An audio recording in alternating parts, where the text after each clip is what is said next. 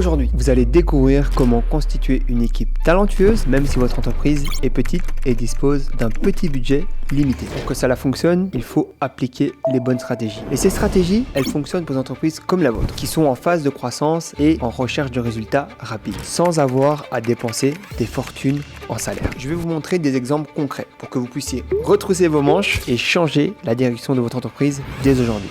Prenez un stylo, prenez du papier pour noter, car ce contenu est l'un des piliers fondamentaux pour ceux qui veulent atteindre 500 000, 1 million, voire même jusque 10 millions de chiffre d'affaires annuel. Et donc ceux qui veulent développer leur entreprise sans perdre en qualité de vie et surtout pouvoir passer plus de temps pour soi ou pour sa famille. Alors je vous préviens déjà, c'est pas un petit live inspirant, c'est un contenu approfondi, digne d'un MBA et qui peut transformer totalement votre entreprise. D'habitude, je réserve ce type de contenu à mon groupe restreint d'entrepreneurs qui bénéficient de mon accompagnement personnel et qui par définition acceptent mes conseils. Alors soyez malins et restez jusqu'à la fin. Si vous êtes prêts, on y va.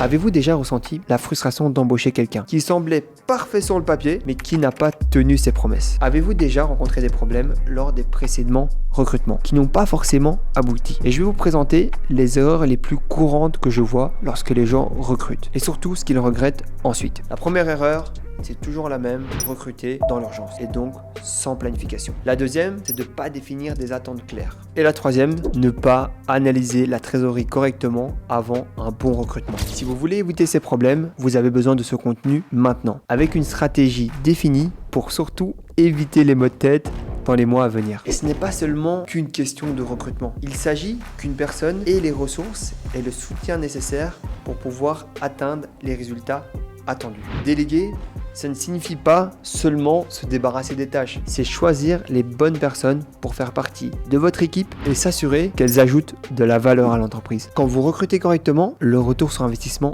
est clair. Moins de reprises, plus d'efficacité et surtout de meilleurs résultats financiers pour l'entreprise. Et pour ça, j'ai créé une méthode qui je pense va vous plaire. La méthode SMART. Ça va vous aider à vous souvenir et à appliquer les stratégies principales pour faire une bonne constitution d'équipe. Nous allons maintenant approfondir le premier pilier. Le S, la sélection intelligente. Choisir les bonnes personnes pour rejoindre votre équipe est la clé pour une croissance durable. Surtout lorsque votre entreprise est petite et que vous êtes au début. Étant au début, vous ne pouvez pas vous permettre de faire un mauvais recrutement. Je ne sais pas si vous avez déjà vu la série Self-Made sur la vie de Madame C.J. Walker. Si vous l'avez vue, vous vous souviendrez qu'elle a commencé seule. Comme beaucoup d'entre nous au final. Elle faisait tout. Elle produisait, elle emballait, elle vendait. Elle allait même en porte-à-porte pour proposer ses produits. C'était une entrepreneure qui avait décidé de vendre la liberté, le respect et l'intégration des femmes dans le monde du travail. Elle proposait à chaque femme de prendre le contrôle de sa vie grâce à des produits capillaires. Au début, elle n'avait pas d'autre choix. Quand on est petit, on doit tout faire soi-même. Ensuite, il faut tout doucement penser à recruter. Et dans le premier épisode, C.J. Walker a dit « Je ne peux plus faire tout cela seul, il est temps de construire une équipe de plus grands et nous allons recruter des femmes, les former et les envoyer sur le terrain. Elles vendront ces produits tout comme moi, je l'ai fait. » Pour C.J. Walker, elle ne recrutait pas seulement des vendeuses, elle formait des leaders. Elle recrutait des femmes qui, comme elle, avaient le désir de grandir et surtout de se démarquer. Et c'est bien plus fort que de vendre un produit de lissage capillaire. Elle offrait une opportunité de transformation. L'une des erreurs les plus courantes que commettent de nombreux entrepreneurs est de recruter uniquement en se basant sur les CV, sur les qualifications techniques. Bien sûr, les compétences sont importantes, mais le véritable facteur de différenciation réside dans le recrutement, pour le potentiel et la volonté de grandir avec l'entreprise. Un excellent exemple de ça, et que nous avons déjà vu par le passé, c'est Netflix, avec sa politique de liberté avec responsabilité. Moi, j'appelle ça le managing par l'absence. Il se concentre uniquement sur les recrutements spécialisés, mais sur des personnes qui prennent des décisions alignées aux valeurs de l'entreprise. C'est hyper important. Alors, vous devez vous dire comment vous pouvez appliquer cela à votre entreprise. On va en parler maintenant. On va commencer par faire une distinction importante. Souvent, dans une petite entreprise, vous n'avez pas les ressources pour pouvoir recruter le meilleur talent du marché. Et vous inquiétez pas, c'est pas grave. Ce dont vous avez vraiment besoin, ce sont des personnes qui ont de la volonté, de l'engagement et surtout qui veulent comme vous faire réussir l'entreprise. Vous devez toujours vous demander, est-ce que cette personne a-t-elle le potentiel d'apprendre et de grandir ici? On va parler maintenant de la différence entre les talents et la volonté. Si vous avez besoin d'un poste nécessitant une compétence technique très spécialisée dès le début, comme par exemple un développeur de logiciels ou un comptable expérimenté, dans ce cas, le talent et l'expérience sont donc primordiaux. En revanche, si vous avez besoin de quelqu'un pour vous aider aux opérations quotidiennes de caisse, de vente ou de service client dans votre boutique de vêtements, dans une chaîne de supermarché, de pharmacie, parfois, la volonté d'apprendre, de grandir et l'alignement avec la culture d'entreprise sont plus importants que le talent technique. C'est exactement ce qu'a fait Amazon dans ses débuts. Et ils ne pouvaient pas se permettre de payer les meilleurs talents du marché. Ils ont concentré leurs efforts sur des personnes qui croyaient dur comme fer dans le rêve de l'entreprise. Et le rêve de l'entreprise, c'était d'avoir une passion pour l'innovation. Et cela a donné à l'entreprise l'élan nécessaire pour croître de manière exponentielle. Maintenant, vous devez vous dire comment identifier cette volonté lors du process de sélection. Alors, vous allez noter ces questions que je vais vous dire maintenant et à poser lors de l'entretien avec un candidat. Et vous allez être surpris et trouver la bonne personne dont vous avez besoin beaucoup plus rapidement, sans perdre de temps, avec des personnes qui freinent votre croissance. La première question que j'aime poser, c'est qu'est-ce qui vous motive le plus à faire du bon travail tous les jours? Pourquoi je pose cette question, vous me direz? Cela révèle ce qui motive réellement la personne, au-delà du salaire. Alors le salaire, c'est important. Il en faut un. Par contre, c'est important pour les personnes d'avoir une mission qui dépasse ça. Une autre question que j'aime poser, c'est si vous pouviez avoir un impact durable dans votre métier, lequel serait-il? Là, vous découvrez si le candidat a une vision long terme et un objectif clair, ce qui est essentiel pour pouvoir garder quelqu'un pendant longtemps dans votre structure. Une autre question que j'aime poser, c'est quelle est votre définition du succès personnel et professionnel? Et ça vous permet de savoir si le candidat cherche à progresser, à être reconnu ou même s'il a un autre objectif spécifique. Une autre question, c'est parlez-moi d'un moment où vous avez ressenti une grande fierté pour votre travail. Demander à quelqu'un de parler d'un moment de fierté révèle les valeurs que cette personne privilégie. Et ça reste un atout hyper important pour pouvoir la comprendre et surtout la positionner stratégiquement dans l'entreprise. Une autre question que j'aime poser, c'est qu'espérez-vous accomplir dans votre carrière au cours des 5 prochaines années? Cette question, elle permet d'explorer les ambitions et la planification du futur candidat. Un truc important, c'est de défier le candidat avec des problèmes concrets. Si vous embauchez quelqu'un, par exemple, dans le secteur de la vente, demandez-lui de simuler une vente. Créez un scénario avec un client difficile. Cela montre deux choses. 1. Les compétences techniques de la personne. 2. Sa réaction sous pression. Ici, vous testerez les compétences du candidat dans des situations pratiques, directement lié à son rôle. Pour vous donner un exemple, par exemple dans le secteur des services, si un client fait une réclamation motivée pour un service mal exécuté. Par exemple, on va prendre une société de meubles, une entreprise de fabrication de meubles sur mesure, et là où le plan de travail de la cuisine s'écaille. Comment répondez-vous? Ça pourrait être clairement une question posée à un candidat. Cela révèle de la manière dont le candidat gère les conflits directs et a la capacité à apaiser les clients, chose qui est très importante pour une entreprise parce qu'il peut y avoir des problèmes constamment. Une autre problématique qu'on pourrait lui mettre, c'est vous avez un délai serré pour accomplir 3 tâches critiques dans une boutique de vêtements, toutes nécessitant votre attention. Comment hiérarchisez-vous les tâches? Ça, c'est des questions qui le mettent mal à l'aise, dans l'idée seulement de comprendre comment il réagit dans des difficultés. Ça peut marcher pour les services publics, dans une boulangerie, un supermarché, une entreprise de construction, un magasin, peu importe votre activité.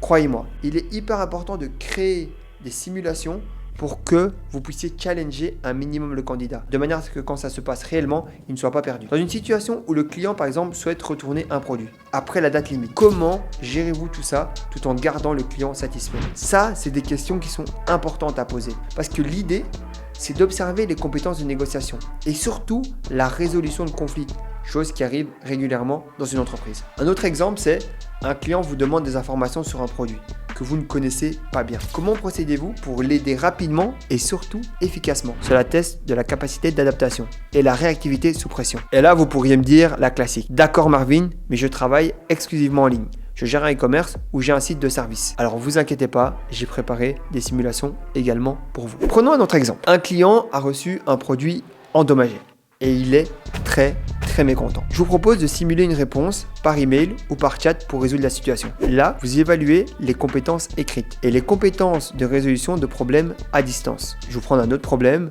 Pendant une campagne de vente en ligne, le site tombe en panne et les commandes commencent à s'accumuler. Comment gérez-vous cette situation de crise avec des clients? Ici, vous évaluez la capacité à gérer une crise en temps réel. Et tous ces petits exemples vous permettent d'évaluer un peu la qualité de votre candidat par rapport à votre société. Bien recruter, c'est le premier pas. et Netflix en est un excellent exemple. Ils ont adopté une politique de liberté avec responsabilité. C'est comme je disais tout à l'heure, moi j'appelle ça le management par l'absence. Cela signifie qu'ils embauchent des personnes non seulement en fonction de leur CV, mais surtout en fonction de leur capacité à prendre des bonnes décisions, alignées sur les valeurs de l'entreprise. Tout comme Amazon qui au début s'est concentré sur le recrutement de personnes croyant en l'innovation et la frugalité. Et d'ailleurs, ça marche aussi pour vous, parce que ça sert à rien de dire que l'entreprise a plein d'argent. Au contraire, éduquer les gens à ce que ici c'est difficile, on construit le futur. Jeff Bezos, c'est le fondateur d'Amazon et il insiste fondamentalement sur une chose, faire plus avec moins. Ce qui est évident dans ses propres principes de leadership où la frugalité est l'une des principales valeurs de l'entreprise. Donc vous aussi, vous pouvez faire plus avec moins. Hello, je te préviens, ceci n'est pas une pub. Par contre, j'aimerais que si la vidéo te plaît, tu mets juste un like et tu t'abonnes à la chaîne. C'est pour me soutenir moi, mon travail et surtout le plus important de tout, mes équipes qui travaillent dur pour ce projet et j'ai envie qu'ils soient reconnus à la hauteur de ce qu'ils font. Merci et je t'embête pas plus, je te laisse continuer la vidéo. Maintenant, on va passer au M de la méthode SMART, mesurable. Après le recrutement, il faut définir des objectifs clairs et atteignables. C'est l'étape essentielle pour garantir que votre équipe soit alignée et concentrée sur les bons résultats. Sans objectifs bien définis, votre équipe peut perdre sa direction. Et ne sachant pas exactement où concentrer ses efforts. Le processus de définition d'objectifs donne une orientation, un but, une métrique claire de succès. Donc ces objectifs doivent être spécifiques, mesurables, atteignables, pertinents et limités dans le temps. C'est une des caractéristiques claires de la méthode SMART pour la fixation d'objectifs. Alors, prenons un exemple classique. Apple, qui utilise des objectifs ambitieux mais réalistes. Même sous la direction de Steve Jobs, Apple s'est toujours distingué en fixant des objectifs audacieux, tels que lancer des produits innovants ou au design révolutionnaire. Cependant, ces objectifs ont toujours été soutenus par une vision claire et une planification méticuleuse. Apple ne fixait pas d'objectifs sans garantir une stratégie claire pour les atteindre, tout en défiant son équipe à vouloir exploser le plafond. Les objectifs étaient suffisamment audacieux pour inspirer, mais aussi clairs et mesurables pour permettre un suivi du progrès. Parce que ça sert à rien de faire des objectifs beaucoup trop grands et que personne ne peut suivre. Comment une entreprise de service peut-elle aussi se fixer des objectifs? Prenons l'exemple de Airbnb. Les entreprises de service comme Airbnb se concentrent beaucoup sur des objectifs qui améliorent l'expérience client et surtout augmentent l'offre de service. Comme Airbnb est une plateforme, ces objectifs tournent autour de l'augmentation du nombre d'hôtes et du nombre de clients, de l'amélioration de la qualité de ses séjours et surtout de l'expansion de sa présence mondiale. La première chose, c'est donc l'objectif de croissance des hôtes et des clients. Airbnb ne peut fixer que des objectifs tels que augmenter le nombre de clients, augmenter le nombre de nouveaux hôtes de 20% au prochain trimestre ou étendre à 10 nouvelles villes au cours de l'année prochaine. Un des deuxièmes objectifs principaux de Airbnb, c'est la satisfaction client. La satisfaction client, c'est une métrique qui est essentielle pour Airbnb. Une des métriques qu'il pourra avoir, c'est améliorer la note des hôtes à 4,8 étoiles. Ils analysent les avis des clients, les taux,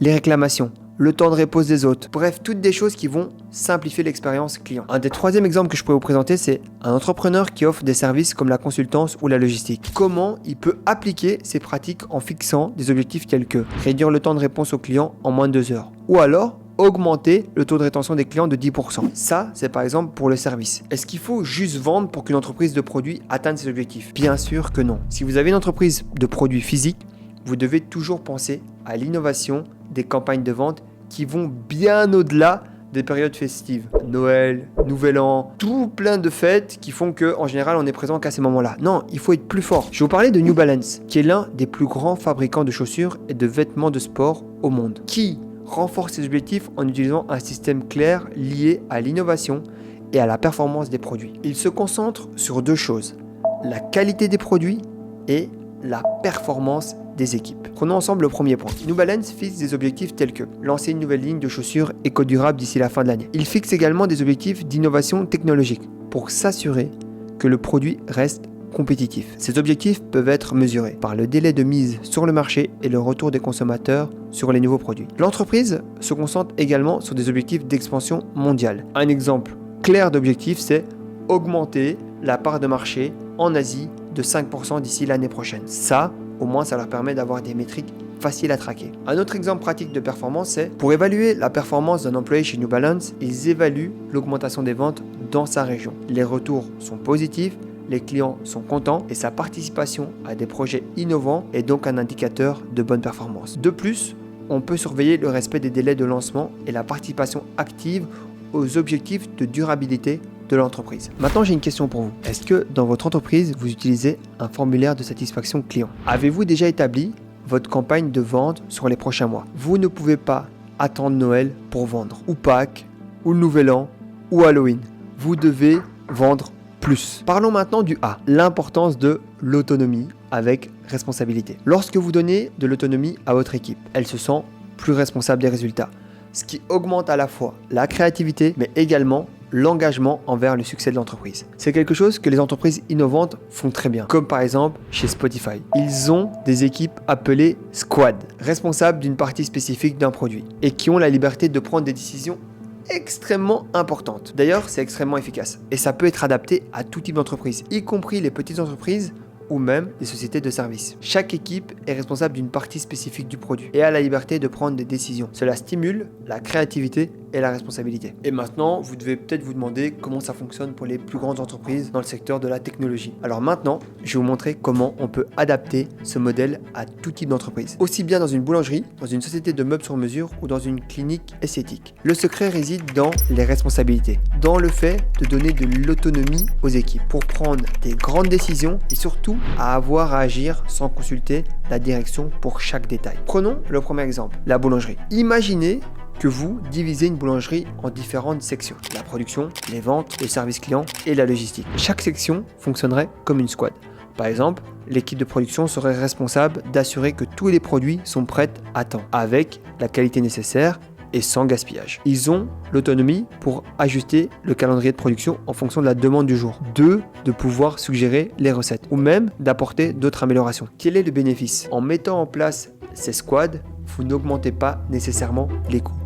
Ce que vous faites, c'est responsabiliser les personnes que vous avez déjà mis en place. Des fois, vous n'avez pas besoin de recruter plus, mais d'organiser les équipes de manière à ce que chacun ait plus de clarté sur son rôle et l'autonomie nécessaire qu'il a dans la société au quotidien. Maintenant, passons à l'exemple suivant, la société de meubles sur mesure. Ici, les squads peuvent être organisés en fonction des étapes du projet. Exemple 1, l'équipe de conception.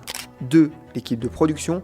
3, l'équipe d'installation. Avec cette répartition de responsabilité et d'autonomie, une entreprise de meubles sur mesure gagne en agilité et peut accroître la satisfaction de ses clients sans nécessairement recruter plus de personnel ou augmenter les coûts fixes. Maintenant, j'ai envie de vous parler du R, des ressources et outils essentiels. Souvent, surtout dans les petites entreprises, lorsque le budget est limité, vous ne pouvez pas investir dans des outils que vous souhaitez. Mais cela ne signifie pas que vous devez compromettre l'efficacité ou l'organisation de vos équipes avec les bons outils, dont beaucoup d'ailleurs sont gratuits ou abordables. Vous pouvez optimiser les processus de communication pour augmenter la productivité de vos équipes, sans même affecter le budget. Prenons l'exemple d'une clinique esthétique. Chaque client peut avoir une fiche détaillant les traitements effectués, les produits utilisés et surtout le prochain rendez-vous. Cela garantit que l'équipe soit toujours correctement informée de l'historique de chaque client, offrant ainsi un service personnalisé, en incluant par exemple la date d'anniversaire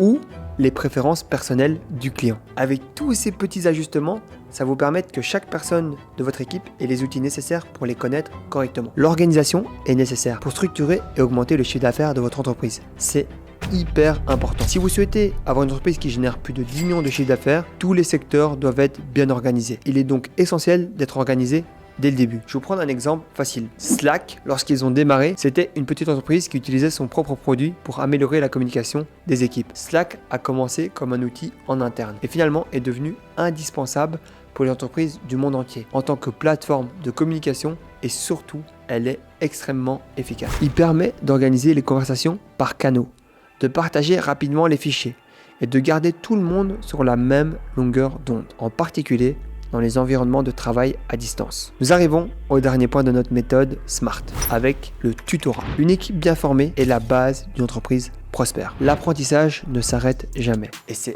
essentiel pour garder votre équipe à jour, engagée et prête à relever de nouveaux défis que de grandes entreprises comme Microsoft ont développé la culture d'apprentissage continu en investissant dans le développement de leurs employés. Mais cela, encore une fois, n'est pas exclusif aux grandes entreprises. Il est possible et nécessaire d'implémenter des pratiques de formation continue sans que cela coûte cher. Prenons un exemple pratique de prestation de service dans une clinique esthétique si le personnel est bien formé. Une cliente qui demande une application de Botox sur plusieurs zones du visage. Un professionnel bien formé saura lui expliquer quelles zones nécessitent réellement une intervention, offrant ainsi une solution qui privilègie le bien-être et les résultats naturels, et surtout, ils doivent être en mesure de pouvoir considérer le client et de pas forcément lui donner un traitement s'il n'en a pas besoin. Il est également important qu'un cabinet de conseil, d'avocat ou une clinique dispose de protocoles pour gérer les clients qui réservent et annulent à la dernière minute. Une formation professionnelle en communication peut apprendre à l'équipe à être proactive en confirmant les rendez-vous à l'avance afin de réduire les annulations de dernière minute. Gérer de manière courtoise et efficace les clients qui annulent fréquemment en établissement une politique d'annulation claire. Ou utiliser des techniques de service client pour fidéliser les clients dès le premier contact en le faisant se sentir spécial et privilégié. Ces exemples pratiques montrent que la formation continue va bien au-delà du simple maintien des compétences techniques de votre équipe. Elle permet d'améliorer le service client, l'efficacité des procédures et bien sûr, ce qu'on veut tous, la fidélisation des clients. Maintenant, je vais vous parler de la technique EDD pour surtout avoir une délégation efficace. Déléguer est l'une des tâches les plus difficiles pour un entrepreneur, mais elle est essentielle si vous voulez grandir. J'appelle la technique EDD qui signifie éliminer, distribuer et documenter. Je vous avoue que dans mes compétences, déléguer, ça fait partie des choses que je maîtrise le mieux et j'ai une confiance de base énorme en l'être humain. La première chose, c'est donc éliminer les tâches opérationnelles mineures. Je comprends parfaitement, mieux que tout le monde, la sensation de vouloir tout faire soi-même. Quand j'ai commencé ma première entreprise, j'étais responsable de chaque détail. De la livraison, la préparation de plats, le SAV, le marketing, bref. Mais j'ai vite compris que si je continuais ainsi, ma croissance serait limitée. C'est parce qu'au début, nous avons la conviction personnelle qu'en tant qu'entrepreneur, nous devons tout gérer pour garantir la qualité. Vous devez éliminer les tâches opérationnelles mineures et vous concentrer sur ce qui génère vraiment de la valeur pour votre entreprise. Un des points qui a fait que Fresho a pu directement mieux fonctionner, c'est que dès que j'ai délégué la cuisine et la livraison, je me suis vraiment concentré sur les ventes. Quelles sont, par exemple, les tâches énergétiques qui ne sont surtout pas stratégiques? C'est pas moins importantes, mais moins stratégiques et donc qui ont moins d'impact pour le développement de l'entreprise. Au lieu de vous concentrer sur la croissance de votre entreprise, la création de nouveaux produits ou encore l'acquisition de nouveaux clients, vous êtes bloqué dans des activités routinières et répétitives. Voyons ensemble quelques exemples concrets de tâches opérationnelles mineures que vous pouvez déléguer dans différents types d'entreprises. Dans une clinique esthétique, par exemple, il est très courant que le propriétaire ou le principal professionnel se charge des prises de rendez-vous, des demandes de consultation et même de la gestion des stocks. Ce sont évidemment des tâches essentielles, mais qui peuvent être facilement déléguées à un assistant administratif ou même gérées par des systèmes simple. Si le propriétaire passe son temps à gérer les rendez-vous, il perd l'occasion de se concentrer sur des actions stratégiques, comme par exemple attirer de nouveaux clients ou alors créer des offres professionnelles. Bref, toutes des choses qui font rentrer de l'argent dans l'entreprise. Prenons l'exemple d'une boutique de commerce en ligne. L'entrepreneur peut passer des heures à perdre du temps, à répondre aux questions répétitives des clients, à emballer les produits, à organiser la logistique des livraisons, et cela relève pur et dur de l'opérationnel. Tout ça peut être automatisé ou délégué. Les réponses aux emails peuvent être gérées par des chatbots ou des assistants virtuels, tandis que l'emballage ou l'expédition peuvent être externalisés à un centre de distribution. Il est important de vraiment comprendre votre métier et là où vous avez le plus de valeur ajoutée. De cette manière, vous libérez du temps pour analyser des stratégies marketing ou élargir votre gamme de produits. Un autre exemple, dans les boulangeries ou les cafés. Le propriétaire est souvent impliqué dans des tâches telles que l'organisation de la vitrine, la gestion des commandes ou la commande d'ingrédients. Ce sont des tâches qui peuvent être déléguées à un employé de confiance. Le propriétaire d'un café ou d'une boulangerie, il doit se concentrer sur des actions telles que créer des nouvelles recettes, concevoir des promotions pour augmenter le chiffre d'affaires ou l'expérience client, tant qu'il n'a pas trouvé quelqu'un pour pouvoir le faire. C'est important de laisser l'opérationnel à vos équipes. Ça vous permet de vous concentrer sur ce qui compte réellement pour apporter de la valeur à vos clients. Maintenant, on va passer au D. Distribuer les responsabilités appropriées. L'une des choses les plus importantes que je dis toujours aux entrepreneurs qui participent à mes séminaires ou à mes workshops ou même à mes masterminds, c'est connaissez vos collaborateurs. Ce n'est lorsque vous comprenez réellement le profil comportemental et les compétences ainsi que les forces de chaque personne qui travaillent avec vous que vous pouvez leur assigner les bonnes fonctions pour contribuer au maximum de la croissance de votre entreprise. Il ne sert à rien d'avoir une personne super talentueuse à un mauvais poste. La délégation est beaucoup plus efficace lorsque vous distribuez les responsabilités aux bonnes personnes. Cela nécessite une combinaison de compréhension du profil et surtout de la vision stratégique pour la croissance de l'entreprise. Vous devez prendre en compte à la fois les compétences naturelles et le temps que vous êtes prêt à investir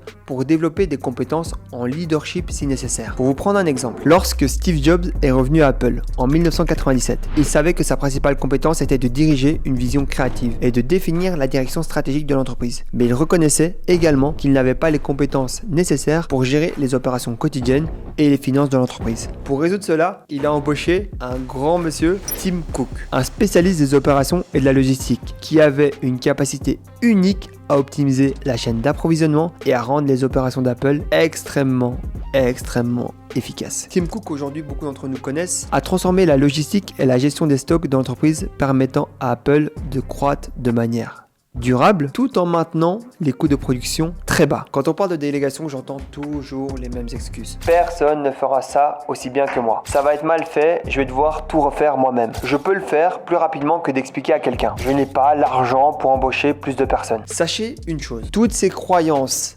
limitantes retardent votre croissance. Bien sûr qu'au début, le travail ne peut pas être parfait quand vous le déléguez, mais il vaut mieux quelque chose de fait que de parfait, et de finir par vous surcharger et de tout faire à moitié. Le secret, c'est de former votre équipe et de lui faire confiance. Quand vous faites confiance aux gens, ils se développent et produisent davantage. Alors, comment pouvez-vous appliquer cela à votre entreprise? La première étape, ça consiste à comprendre le profil comportemental de chaque collaborateur. Cela commence lors du recrutement. Comme nous avons discuté au début de ce contenu, en interviewant un candidat, nous n'évaluons pas seulement son expérience technique, mais nous essayons également de comprendre où il peut s'intégrer à ce moment-là, où il peut évoluer, où il peut apporter à l'entreprise. Parce que peut-être que vous avez embauché quelqu'un pour un poste opérationnel, mais au fil du temps, vous réalisez que cette personne a un potentiel de leadership. Évidemment que tout le monde n'est pas né pour être un leader, mais beaucoup ont le potentiel de devenir d'excellents leaders avec le temps et surtout la formation appropriée. Cela signifie une chose. Vous, en tant qu'entrepreneur, vous devez considérer 2 points cruciaux. 1. Le temps. 2. Les besoins immédiats. Prenons l'exemple d'un call center. Imaginez que vous ayez un centre d'appel pour le service client. L'équipe est surchargée et les indices de satisfaction sont en baisse. Vous avez besoin de quelqu'un avec de l'expérience en gestion d'équipe et d'optimisation de processus. Dans ce cas, il est plus logique d'embaucher un leader déjà formé avec un historique d'amélioration de l'efficacité dans les centres d'appel. Pourquoi? Parce que ce leader peut rapidement identifier les problèmes, commencer à mettre en place des solutions sans avoir besoin de beaucoup de temps pour s'adapter ou le former. Un autre point clé pour réussir à déléguer est de comprendre le bon moment pour redistribuer les responsabilités. Si vous attendez trop longtemps, vous risquez de surcharger la mauvaise personne avec trop de tâches. Ou à l'inverse, de laisser des talents inexploités trop longtemps dans des rôles opérationnels. L'idéal, c'est de surveiller régulièrement la performance des équipes et de l'évaluer périodiquement. Qui est prêt à assumer le plus de responsabilités? Qui a encore besoin de se développer? Et s'il y a des lacunes à combler en externe, faites venir des formateurs externes pour former vos équipes. Une autre chose importante, c'est de distribuer les responsabilités appropriées aux bonnes personnes et surtout au bon moment. Et c'est l'une des tâches les plus importantes pour l'entrepreneur. Connaître votre équipe,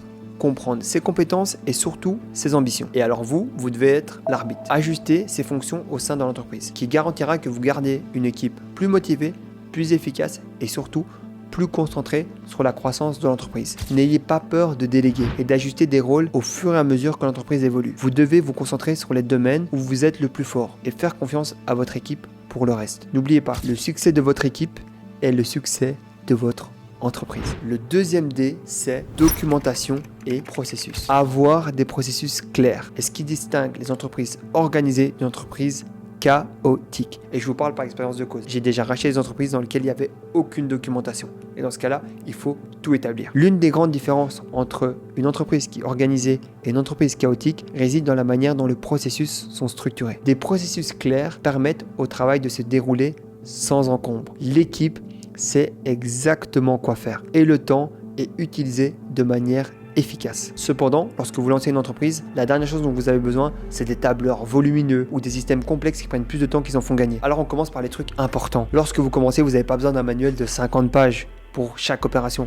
Au contraire, concentrez-vous sur l'essentiel. Quelles sont les étapes critiques qui permettent que le travail soit bien fait et efficacement. Si vous êtes une petite entreprise de service ou vous possédez une boutique, définissez les principales étapes de chaque processus. Reprenons un exemple. Si vous parlez de service client, créez une liste d'étapes simples pour garantir une expérience cohérente. Un autre exemple pratique, c'est dans une clinique d'esthétique. Le processus d'accueil du client peut être divisé en 3 étapes simples. 1. Accueillir le client avec le sourire et confirmer l'heure de rendez-vous. 2. Offrir une boisson chaude et agréable pendant son attente. 3. Enregistrer l'arrivée dans le système et informer le professionnel concerné. Simple, direct, et cela garantit une excellente première impression sans que ça nécessite de choses complexes. Juste, vous commencez à mettre de la méthodologie en place. Vous pouvez aussi documenter ce qui fonctionne très bien. Vous n'avez pas besoin de réinventer la roue. Ça peut être aussi simple qu'une liste de tâches dans un tableau Trello ou de documents Google. L'idée est que votre équipe puisse accéder aux instructions rapidement et facilement, sans avoir besoin de tableurs volumineux ou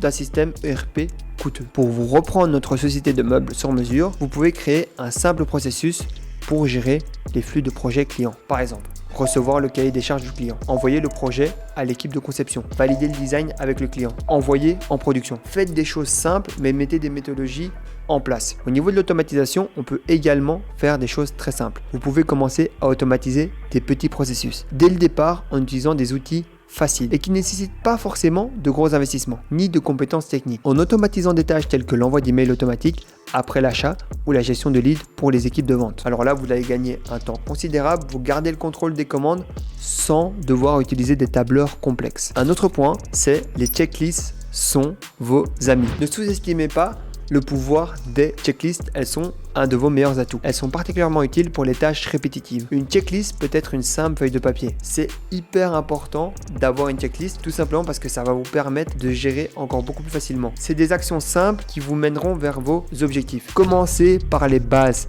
testez ce qui fonctionne et améliorez continuellement en fonction évidemment des besoins de l'entreprise. Maintenant que vous avez vu les principaux piliers, recruter, déléguer, organiser votre structure, il est temps de réfléchir à comment faire évoluer votre chiffre d'affaires. Et quand je parle de scaler, je me réfère à une croissance intelligente, efficace, sans alourdir inutilement la structure ni perdre en efficacité. Il est important vraiment de connaître votre métier. Quelle est la chose que vous faites dans votre entreprise qui a le plus de valeur ajoutée pour les clients? Airbnb est un exemple classique sur la manière de faire évoluer une entreprise sans la compliquer. Les fondateurs faisaient tout ce qu'il y avait de plus simple. Au début, ils s'occupaient de la conception du site, mais ils ont vite réalisé, rapidement, un peu comme peut-être moi avec Freshio, que s'ils continuaient à tout faire eux-mêmes, l'entreprise ne décollerait jamais vraiment. Ils ont donc délégué les domaines non essentiels pour pouvoir se concentrer sur le développement de la plateforme, mais surtout de l'expérience utilisateur. Un autre point, c'est la gestion financière. Utilisez des logiciels comptables ou externalisez cette partie-là à un comptable, ce qui vous permettra de vous consacrer à vos opérations principales. J'espère que vous avez compris là où je veux en venir parce que c'est en fonction de votre métier que des tâches ont oui ou non des fortes valeurs ajoutées. Maintenant, j'aimerais que vous mettiez en pratique tout cela. Pendant une semaine, votre mission sera de déléguer 3 tâches opérationnelles que vous faites aujourd'hui, que vous pourriez confier à quelqu'un d'autre. Cela peut être une simple tâche comme répondre à des emails ou organiser des réunions. L'idée, c'est simplement de commencer.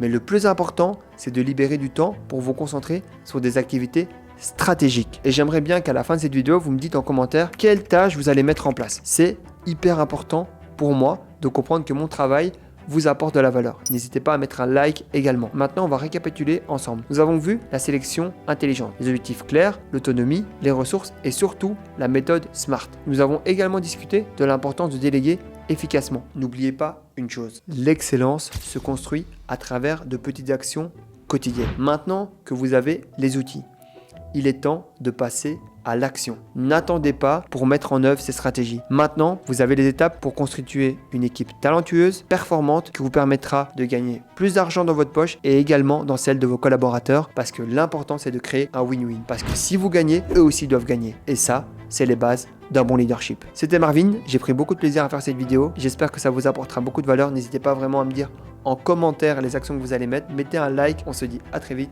Peace!